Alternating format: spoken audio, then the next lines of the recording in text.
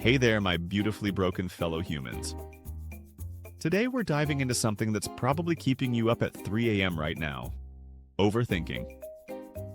You know, that delightful little brain hobby where you turn a simple hey text into a dissertation on why your friend secretly hates you. So you think you're just thorough? Strategic? Maybe a little cautious? Wrong. You're an overthinker, and I'm about to drag you through the 7 undeniable signs with all the gentleness of a freight train hitting a meditation retreat. Sign number 1. You've memorized the exact timestamp of when someone was last online but didn't respond to your message. Oh, you know what I'm talking about. It's 2:47 p.m., they were active on Instagram 12 minutes ago, but your text from this morning asking, "How's your day?" remains unread. Not ignored, unread. Which is somehow worse because now you're wondering if they saw the notification preview and consciously chose to swipe it away like your digital spam. Your brain immediately starts the investigation. Maybe they're busy. Maybe their phone died. Maybe they're testing you. Maybe they're dead. Maybe they're not dead but wish they were because talking to you is just that exhausting. See how we went from 0 to existential crisis in about 4 seconds? That's not normal human behavior. That's overthinker behavior. Here's what's actually happening in your neural circuits. Your anterior cingulate cortex is basically having a rave every time you experience this kind of social uncertainty. It's the same part of your brain that lights up when you're in physical pain. So, congratulations, you're literally hurting yourself with WhatsApp timestamps. Sign number 2. You've spent more time researching a restaurant than most people spend planning their retirement. I'm talking about the person who needs to read 847 Yelp reviews, cross-reference them with Google ratings, check the menu for prices, dietary restrictions, parking availability, and weather forecasts before committing to lunch.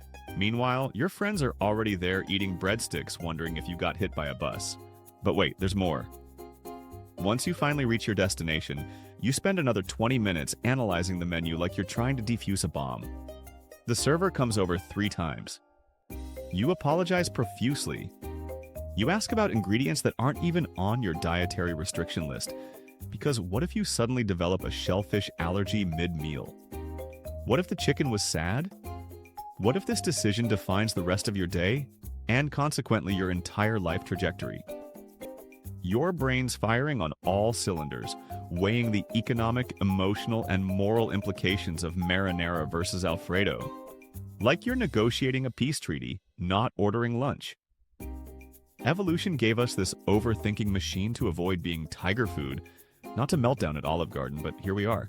Sign number 3. You've written and rewritten a single text message so many times, your keyboard probably thinks you're a glitchy app. We're talking about the people who treat casual communication like they're drafting international peace treaties. You type "sounds good," then delete it because it sounds too enthusiastic. You try "okay," but that seems passive-aggressive. You go with "perfect," but now you sound like a sociopath who's definitely not thinking it's perfect. 27 drafts later, you settle on "sounds good" with an exclamation point because apparently punctuation carries emotional weight now. Then you spend the next hour wondering if that exclamation point was too much. Are you coming across as desperate? Fake? Do people think you're compensating for something? Meanwhile, the person you're texting probably spent 0.3 seconds thinking about your response before moving on with their life like a functional human being. Sign number 4. You can predict 17 different catastrophic outcomes for any minor life decision. Choosing a Netflix show becomes a philosophical crisis. What if you pick something terrible and waste 2 hours of your finite existence? What if your viewing choice reflects poorly on your character?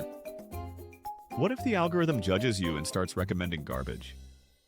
What if you become the kind of person who watches reality TV and your intellectual friends disown you? You spend 45 minutes scrolling, reading descriptions, watching trailers, checking ratings, and ultimately fall asleep to The Office again because commitment is terrifying and Jim's pranks are a safe space. This decision paralysis isn't just about being picky. Your brain's decision-making network is basically short-circuiting, because you're feeding it too much information. There's actually a term for this: choice overload. Your dopamine system gets overwhelmed and just gives up, which is why you end up eating the same lunch for 6 months straight once you finally find something that works. And hey, if you've made it this far and you're nodding along while overanalyzing whether nodding makes you look weird, go ahead and subscribe. This channel's basically a support group for brains that won't shut up. And trust me, your frontal lobe will feel seen. Sign number 5. You've conducted full background checks on people you barely know based on their social media activity. Someone mentions they went to college in Ohio and suddenly you're 3 hours deep in their LinkedIn, trying to piece together their entire life story. You know, their employment history, their ex's name, where they went to high school, and their opinion on pineapple pizza based on a comment they left on their friend's post in 2019. You're not even interested in dating this person. You just met them at a coffee shop, and they seemed nice, but now you're basically a private investigator with Wi-Fi and way too much free time. Your brain's pattern recognition system is working overtime, trying to categorize this new human into your existing framework of understanding. But instead of just accepting that they're a pleasant stranger, you're building psychological profiles like you're recruiting for the CIA. Sign number 6. You've apologized for things that haven't happened yet and might never happen.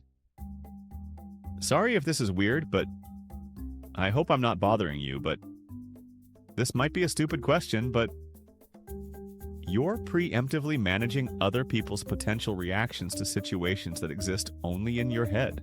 You walk into meetings already apologizing for ideas you haven't shared yet. You text people sorry for texting them. You probably apologized to your door this morning for bumping into it. This isn't politeness. This is anxiety wearing a manners costume. What's happening here is your threat detection system is so sensitive, it's finding danger in basic human interaction. Your amygdala is treating small talk like a life or death situation, flooding your system with stress hormones every time you need to ask someone to pass the salt.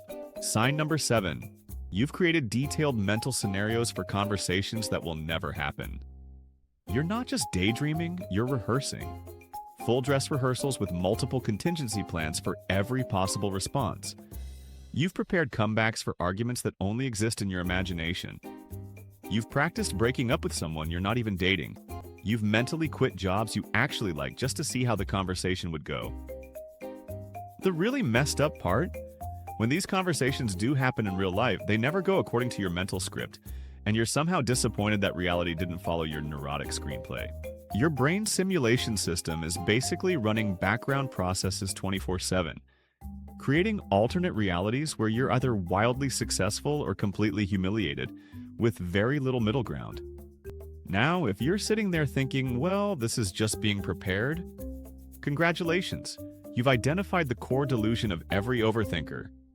You think all this mental gymnastics is productive. It's not. It's just expensive anxiety disguised as planning. Here's the thing nobody wants to tell you. Most of your overthinking is completely useless. That mental energy you're burning through could power a small city, and you're using it to optimize decisions that literally don't matter. Want to know the secret to stopping? Start treating your thoughts like a bad roommate. They're loud, they don't pay rent, and they leave messes everywhere. You don't have to kick them out, but you don't have to take their advice either. Set artificial deadlines for decisions. Give yourself exactly 2 minutes to pick a restaurant. Send the text without editing. Choose the first movie that doesn't make you actively nauseous. Your brain will hate this at first because it's addicted to the illusion of control that overthinking provides.